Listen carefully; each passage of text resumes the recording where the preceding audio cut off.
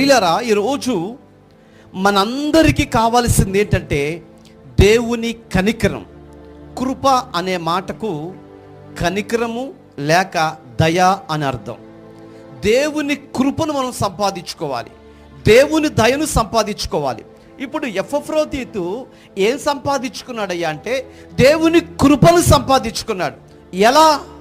ఎలా అంటే దైవ సేవకునికి పరిచర్య చేయాలన్న తృష్ణ, దైవ సేవకుని పరిచర్య చేయటానికి తన ప్రాణమును కూడా లెక్క చేయకుండా తన ప్రాణమును పణముగా పెట్టి చావునకు దగ్గరైపోయి చచ్చిపోయిన పర్వాలేదు అనుకుని వచ్చి పరిచర్య చేశాడు. కాబట్టి మనుషులు జ్ఞాపకం చేసుకోపోయినా దేవుడు అతన్ని జ్ఞాపకం చేసుకున్నాడు.